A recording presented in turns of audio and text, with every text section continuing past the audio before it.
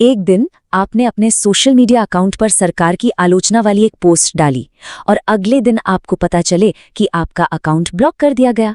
आपको कैसा लगेगा?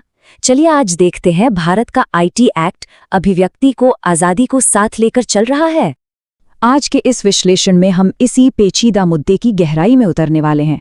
देखिए, आज के दौर में इंटरनेट और सोशल मीडिया सिर्फ एंटरटेनमेंट के लिए नहीं रह गए हैं। ये हमारी राजनीतिक बहस, सामाजिक आंदोलनों और अपनी बात रखने का सबसे बड़ा मंच बन चुके हैं। लेकिन असली चुनौती तब शुरू होती है जब डिजिटल दुनिया को रेगुलेट करने और हमारी अभिव्यक्ति की आज़ादी के बीच तालमेल बिठाने की बात आती है। तो चलिए, बिना किसी देरी के इस मुद्दे के हर पहलू को बिल्कुल निष्पक्ष होकर समझते हैं। आज की इस चर्चा में हम इस पूरी गुत्थी को एक एक करके सुलझाएंगे। हम आईटी एक्ट और सोशल मीडिया के रिश्ते को समझेंगे, विवादित सेक्शन 69A को डिकोड करेंगे, सेंसरशिप के कुछ एकदम ताज़ा उदाहरण देखेंगे, सरकार की चिंताओं को भी समझेंगे और आखिर में बात करेंगे कि हमारे लोकतंत्र के लिए आगे का रास्ता क्या होना चाहिए। तो चलिए सबसे पहले थोड़ा कॉन्टेक्स्ट सेट करते हैं। समझते हैं कि भारतीय कानून की नज़रों में आखिर ये बड़े बड़े प्लेटफॉर्म्स जैसे एक्स, फेसबुक या यूट्यूब हैं क्या। भारतीय कानून इन प्लेटफॉर्म्स को सिर्फ एक इंटरमीडियरी यानी एक बिचौलिया या मध्यस्थ मानता है। आसान भाषा में समझें तो यूजर्स जो भी पोस्ट करते हैं उसके लिए ये कंपनियां सीधे तौर पर जिम्मेदार नहीं हैं। इस कानूनी ढाल को सेफ हार्बर इम्यूनिटी कहा जाता है। लेकिन इसमें एक बहुत बड़ा कैच है। अगर सरकार किसी कंटेंट को गैर कानूनी मानती है और इन प्लेटफॉर्म्स को उसे हटाने का आदेश देती है तो उन्हें हर हाल में वो कंटेंट हटाना ही पड़ेगा। अगर वो ऐसा करने से मना करते हैं तो उनकी ये इम्यूनिटी वाली ढाल टूट सकती है और उन पर सीधे मुकदमे हो सकते हैं।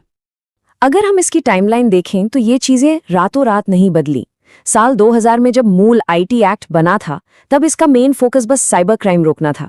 लेकिन 2021 आते आते सरकार ने आईटी नियमों को बहुत ज्यादा सख्त कर दिया। शुरुआत में तो कुछ टेक कंपनियों ने प्राइवेसी और फ्री स्पीच की बात कहकर इसका विरोध भी किया, लेकिन भारत जैसे विशाल बाजार से बाहर होने का रिस्क कौन लेगा, इसलिए उन्हें झुकना ही पड़ा। और 2026 के लिए जो प्रपोजल है वो तो और भी हैरान करने वाला है। किसी भी गैर कानूनी कंटेंट को हटाने की जो टाइम लिमिट पहले 36 घंटे हुआ करती थी उसे घटाकर महज 3 घंटे कर दिया गया है। मतलब कंपनियों के पास सोचने या रिव्यू करने का टाइम ही नहीं है, बस आदेश आया और तुरंत एक्शन लेना होगा। अब बात करते हैं उस असली हथियार की जिसका इस्तेमाल करके डिजिटल स्पेस पर कंट्रोल रखा जाता है। ये है आईटी एक्ट का सेक्शन 69A। अगर बिल्कुल सिंपल शब्दों में कहें तो भारत में इंटरनेट सेंसरशिप का ये सबसे पावरफुल टूल है। ये एक ऐसा प्रावधान है जो सरकार को बहुत बड़ी ताकत देता है कि वो किसी भी ऑनलाइन कंटेंट, वीडियो या पूरे के पूरे यूजर अकाउंट को ब्लॉक कर सके। अब आप सोच रहे होंगे कि सरकार किन आधारों पर अकाउंट ब्लॉक कर सकती है। ऑफिशियली अगर कोई कंटेंट राष्ट्रीय सुरक्षा के खिलाफ है, देश की संप्रभुता को नुकसान पहुंचाता है या हिंसा भड़काता है तो उस पर एक्शन लिया जाता है और ये बिल्कुल सही भी लगता है। लेकिन विवाद की जड़ है एक खास शब्द, पब्लिक ऑर्डर यानी सार्वजनिक व्यवस्था। डिजिटल राइट्स के जानकारों की सबसे बड़ी चिंता यही है कि ये शब्द इतना व्यापक है कि इसका इस्तेमाल बहुत ही आसानी से सरकार की राजनीतिक आलोचना को दबाने के लिए भी किया जा सकता है। थ्योरी तो बहुत हो गई, अब जरा रियल लाइफ एग्जाम्पल्स देखते हैं कि जमीनी स्तर पर आखिर हो क्या रहा है। हाल ही में कुछ बड़े हाई प्रोफाइल मामले सामने आए हैं जिनसे ये पूरी बहस और तेज हो गई है।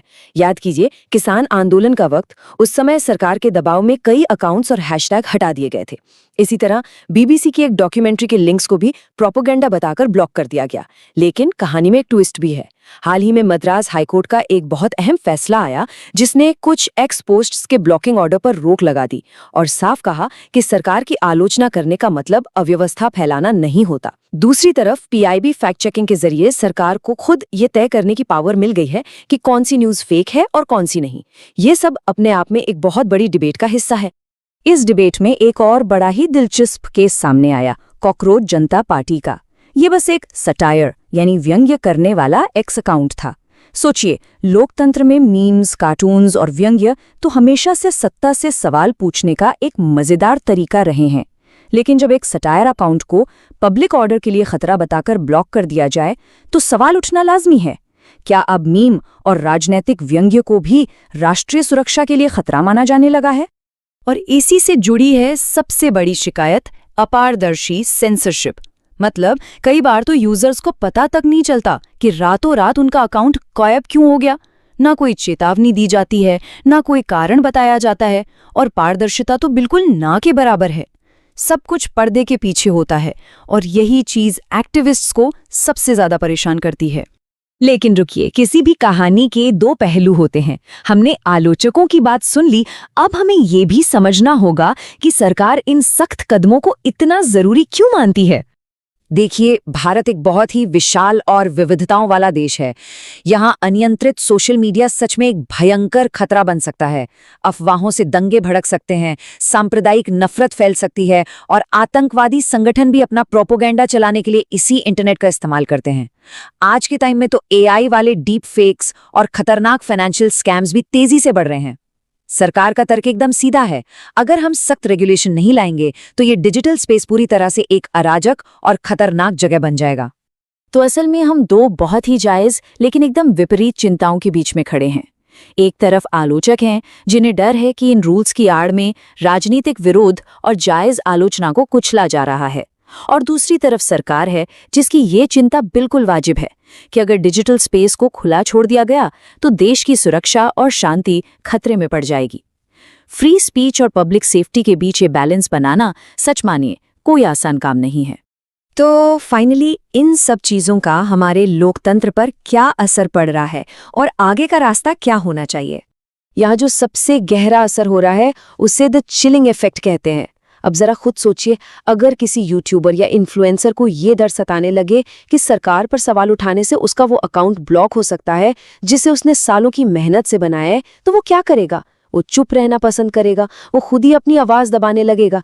इसे ही सेल्फ सेंसरशिप कहते हैं। और जब ऐसा होता है तो सोशल मीडिया पर सिर्फ एक ही तरफ की आवाजें गूंजती हैं, और यही स्थिति किसी भी लोकतंत्र को धीरे धीरे एक मैनेज्ड डेमोक्रेसी की तरफ ढकेल सकती है। तो इस पूरी चर्चा का निष्कर्ष ये निकलता है कि समस्या रूल्स या रेगुलेशन में नहीं है। एक सेफ इंटरनेट के लिए रूल्स होना तो बहुत जरूरी है, लेकिन असली खतरा है अनियंत्रित शक्ति का।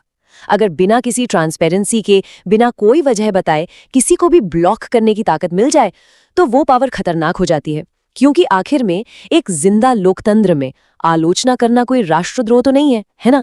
तो इसका समाधान क्या हो सकता है? हमें एक बैलेंस्ड मॉडल की जरूरत है, कुछ वैसा ही जैसा यूरोप का डिजिटल सर्विसेज एक्ट है।